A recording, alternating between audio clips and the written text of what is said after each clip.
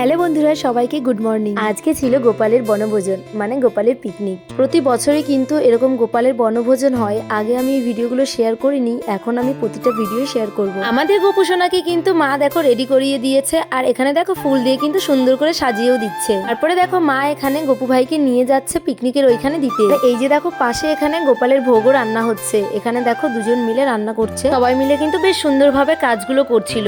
আর এখানে দেখো আমাদের গোপুকে কিন্তু বসিয়ে দেওয়া হয়েছে। এখানে কিন্তু আরো অনেকেরই গোপাল নিয়ে আসা হয়েছে, আরো গোপাল কিন্তু এখনো বাকি আছে, মানে পাড়ার যতগুলো আর কি যাদের যাদের বাড়িতে আছে সকলের গোপাল কিন্তু এখানে দিয়ে যায়। এখানে দেখো মাঝে রয়েছে একটা বড় গোপাল, এই গোপালকে কিন্তু বাউলের ওখানে বসানো হয়েছিল। পরে কিন্তু মা গিয়ে দেখো গোপু ভাইকে কিন্তু একটা চকলেট এনে দিল।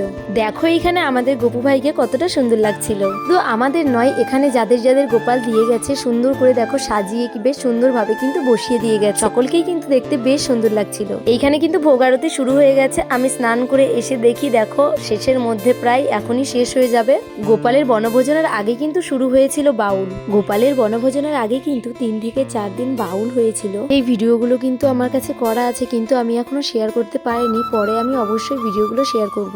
এখানে কিন্তু শুধু আমাদের পাড়ারই গোপাল নয়, আরো অনেকে দূর দূর থেকেও কিন্তু গোপাল এনে দিয়ে যায়। যেহেতু ঠান্ডার সময়, সেই জন্য দেখো সবার গোপালকে কিন্তু সোয়েটার পরানো হয়েছে। আর এখানে দেখো ভোগও লাগানো হয়ে গেছে। সবার বাড়ির গোপালকেই কিন্তু দেখতে বেশ সুন্দর লাগছিল, যতই দেখছি বারবার দেখতে ইচ্ছা করছিল। এইখানে দেখো একটা রাধা কৃষ্ণ, দেখতে কতটা সুন্দর লাগছে। দেখো দেখতে কত মিষ্টি লাগছে, কি সুন্দর ভাবে সাজিয়ে দিয়েছে, বেশ কিন্তু সুন্দর লাগছে দেখতে। সোমবার যখন গিয়েছিলাম তখন আমি গুনেছিলাম যে 75টার মতো এখানে গোপাল আছে। পরের বার গুনে দেখলাম যে 100টারও বেশি হয়ে গেছে। আমাদের কার কার এই ভিডিওটা ভালো লাগলো অবশ্যই কিন্তু কমেন্টে জানিও। তারপরে দেখো এখানে প্রসাদ বিতরণ করা হচ্ছে, তো আমি আর বোনও বসে পড়েছিলাম খেতে। এই যে দেখো সামনে মা বসেছে আর এইদিকে আমরা বসেছিলাম। দেখো প্রসাদ কিন্তু দিয়ে দিয়েছে খিচুড়ি, তার সঙ্গে ছিল সবজি আর ছিল ভোগের প্রসাদ। এটা দিতে হয় প্রথমে, সেটা দিয়েছিল লাস্টে, কারণ প্রচুর ভিড় হয়েছিল, তাই এইভাবে দিতে দিতে লেট হয়ে যাচ্ছিল। দেখো আমরা কতগুলো চকলেট নিয়ে এসেছিলাম গোপালের কাছ থেকে। সব গোপালদের হাতে কিন্তু 2-3টে করে চকলেট দিয়েছিল, তো